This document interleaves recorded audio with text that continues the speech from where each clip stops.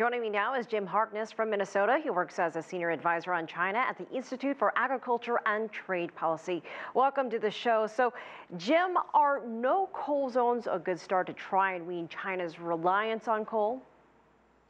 Well, I think they're very good for China's public health. The thing about coal is it's so dirty that there are two problems with it. One is, of course, that it contributes to greenhouse gases and global warming.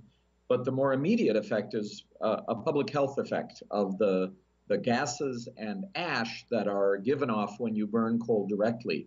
And in China, hundreds of thousands of people die prematurely each year because of air pollution, especially from burning coal. So if you can burn that coal farther away from where people live and not directly in their houses and in urban areas, it is going to have a positive public health effect.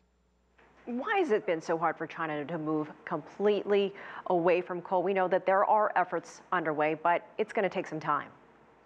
Yes, well, it's one thing to move the coal burning away from people. It's another thing to actually move away from dependence on coal altogether. And that's why I separated the issues. China still, about 70% of its power generation comes from burning coal. And and I think that's really the main problem, that there has been a long-term dependence on coal, and therefore both the coal industry itself and heavy industries that depend on burning coal are, they're very important for the economies of a lot of local governments. So it's very difficult to wean them off of coal for those economic reasons as well as environmental reasons. I think the other issue has to do with the distribution of different power sources. I mentioned 70% of China's energy comes from burning coal. Well, 20% comes from hydropower, but almost all of that is located in the south of the country, in the Yangtze River and further south, and in the west. And that's far away from the cold North China Plain that the story reported on. So, the things like solar and wind power still occupy a very small part of China's energy mix. And even though they've grown really quickly, because China's overall economy continues to grow fairly rapidly by global standards, those renewable energies still are only a small part of the total mix.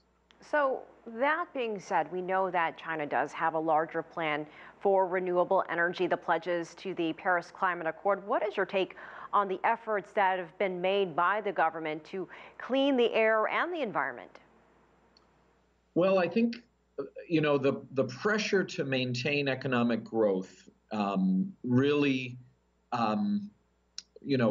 puts the government in a difficult position. And I think that the best lever or the best wedge that has persuaded the government to make some of the major commitments it's made has been this public health crisis related to air pollution. And there really have been some tremendous strides taken forward. You mentioned that there had been a smog incident in Beijing recently, but I traveled there recently, including a few weeks ago, and having lived in Beijing for over a decade in the 90s and the 2000s, I'm struck by how many days of blue skies they have now because of the stronger restrictions they have on coal and other forms of air pollution. So I think the government is taking steps, but I think that as the economic growth begins to slow, finding ways to balance public health, employment, the major restructuring of the economy that Xi Jinping is attempting,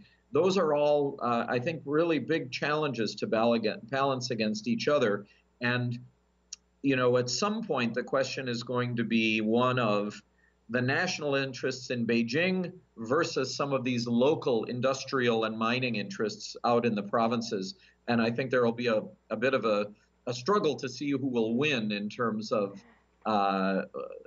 distributing sacrifices and benefits from moving away from coal. All great points. Jim Harkness, thank you so much for joining us.